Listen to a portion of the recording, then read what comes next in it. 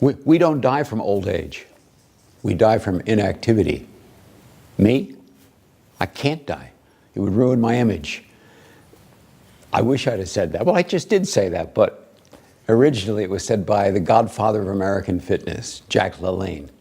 Jack LaLanne was born in 1914.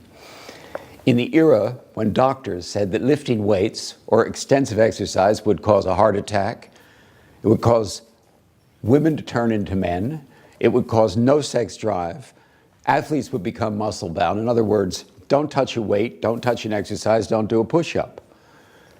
Jack LaLanne proved them all wrong. He was a skinny kid, little guy, skinny kid. He grew up, he said he was mean when he grew up. I don't know if that meant he was a fighter or what, but he wasn't happy with himself, not until he started exercising. And that gave him self-esteem, and it gave him his calling in life. Pilates, another great master of exercise, said we should be in our prime in our 70s and not old till we're nearly 100. Well, Joe didn't quite pull that off. He died at 83. He looked great, but he was a chain cigar smoker, and he died of a lung disease. Jack LaLanne did.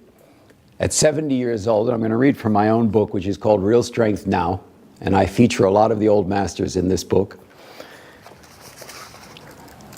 At 70, Jack LaLanne, while handcuffed and shackled, towed 70 boats carrying 70 people from the Queensway Bridge in Long Beach Harbor, California, to the Queen Mary.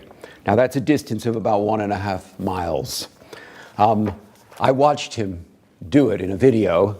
It was sort of a movement like that, and I tried it in my own pool, and I'll tell you, 50 feet of that was tough, and I didn't have shackles on.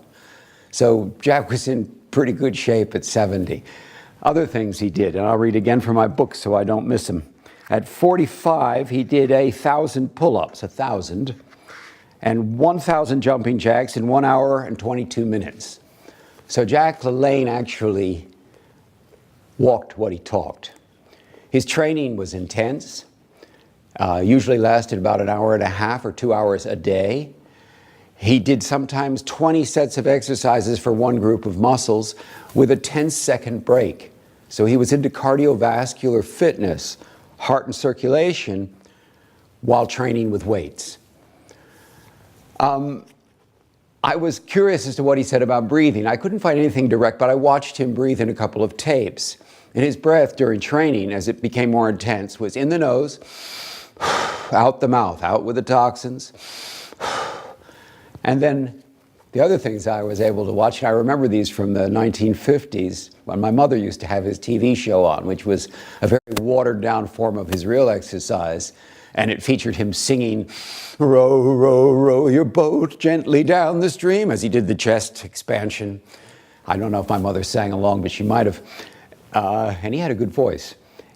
But at the end of each of these things, Jack LaLanne would say, "All right, remember the important thing," and the organ would build the big breath. So he'd breathe in going forward, then in.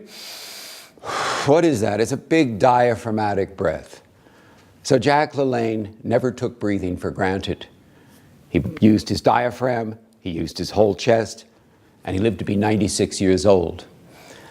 A lot of the equipment in this gym is courtesy of Jack LaLanne.